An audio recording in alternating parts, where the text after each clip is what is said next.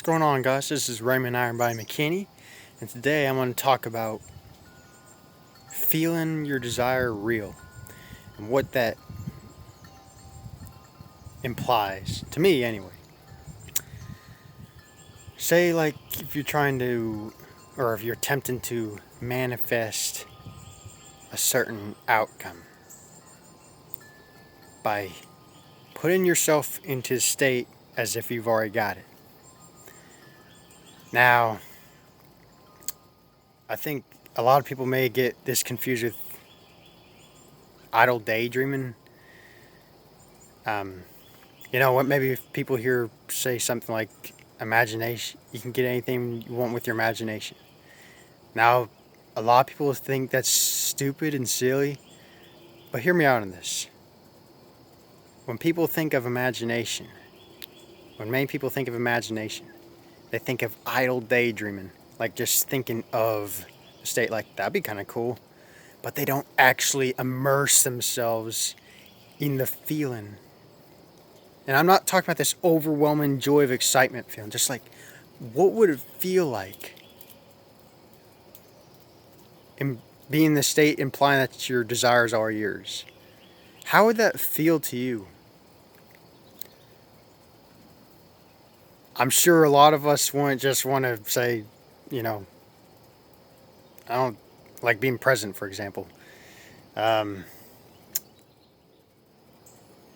you don't just simply think of being present. If you're really deeply desirous, have that deep feeling of being present, like I know I'm going to be president or something. If you have that deep feeling and conviction, and to live there as if you're already that person, to embody yourself, you're going to inevitably become the president. I don't doubt that at all. We're open to all possibilities. How real does it feel to you? Don't just simply think of it. Just saying, I am present, I'm present, I'm present. Does that feel natural to you? The more you practice embodying certain things, like, say if you're really resistant to a larger sum of money or whatever, and if you say, I am rich, it's also not so much about like saying that, because when you say I'm rich, that's so vague. Like, how much money, or how much? Get specific. As long as we're in human bodies,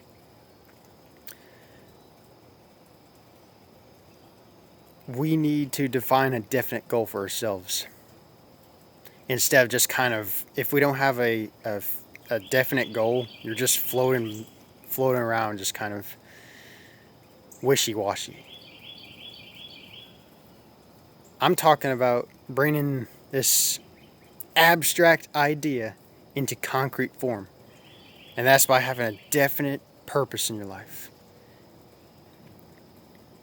How real does it feel to you? What would it feel like to have that feeling? Ask yourself, how would it feel if I had this thing? If an answer came up, say like, how it would feel to have this amount of money to keep me, and then maybe something like makes me feel relieved. So say if you're practicing inner conversations with yourself, to train your mind, like, I feel comfort, or I feel, like if you feel abundantly comfortable, I feel abundantly comfortable with this amount of money, whatever, like that. Make it feel real to you. Don't say these idle words like, I like big money, I like big money, I like big money. I like my big money that I have right now. I like my big money. If it doesn't feel natural to you, or if you're holding a lot of resistance, I would suggest to use things that feel more natural to you. And like I talked in one other video, affirming in a form of question. Say like, isn't it wonderful, or isn't it amazing that I have this amount of money, or whatever? Because when you're asking a form of question, your ego mind, it will slip through your ego mind more easily and go to your subconscious mind. And we want to target the subconscious mind in order to project in our reality. And our ego mind is, you know, especially we've grown up in a society, many of us grow up in a society where we hold a lot of resistance, believing that things come through hard work. And I'm not discounting hard work. I'm still an advocate of putting hard work in. I look at it as more as persistent work. And I'm not saying to stop thinking like that. But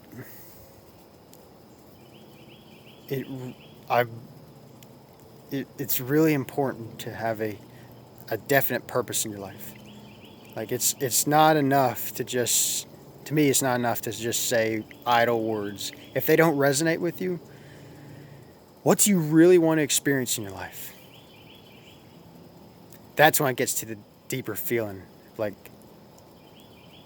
what would it feel like to be, say, in this relationship or business, money, whatever? That's the foundation of everything.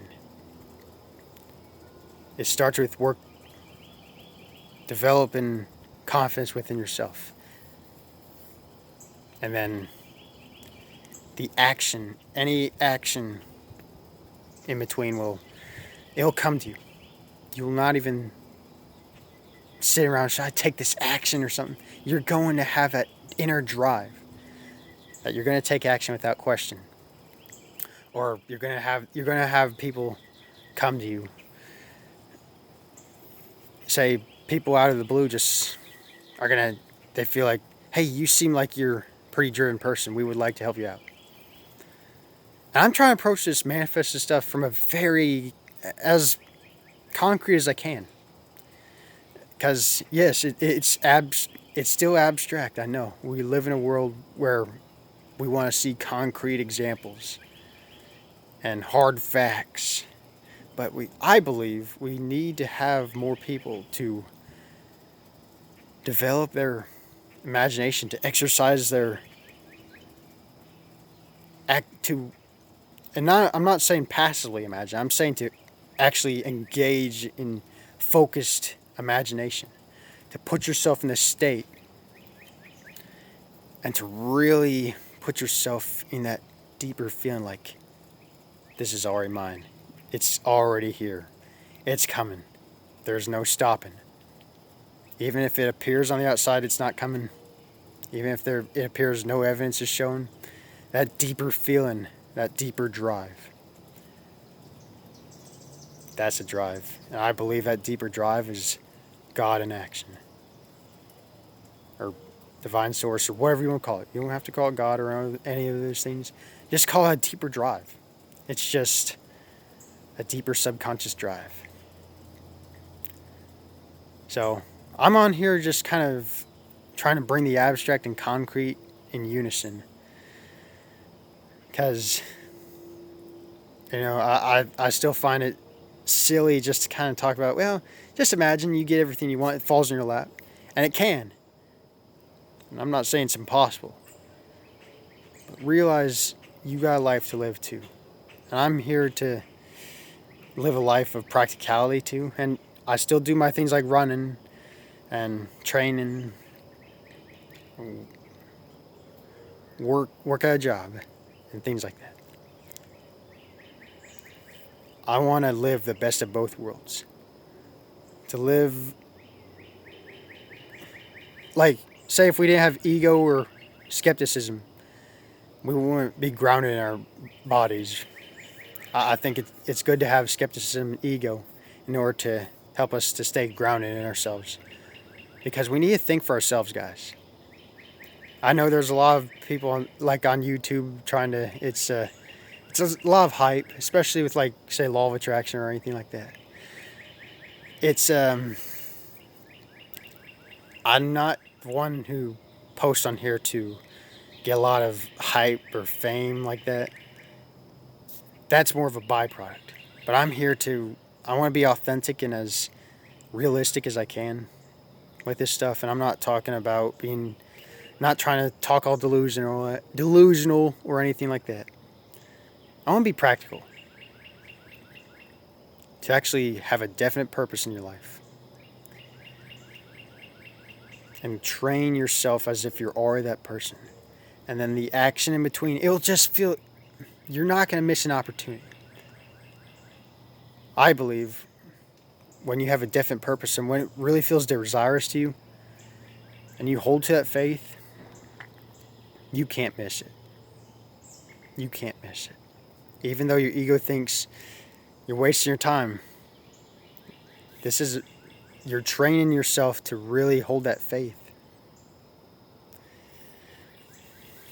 And yeah, that's basically the overall message I want to bring out. Like how, like feeling it real. Like, what's your purpose? Does it really have a purpose for you? Not just idly thinking, daydreaming, but to really immerse yourself, to really get into this state as if you're already that person. To live confidently and faithfully. To embody it, to live it. And I'm, scientists talking about like multi-dimensional universe theory or whatever. All these scientists, religions, whatever, they can theorize all the time. But if you want to really prove it to yourself and to experience it, test it for yourself. Test it for yourself.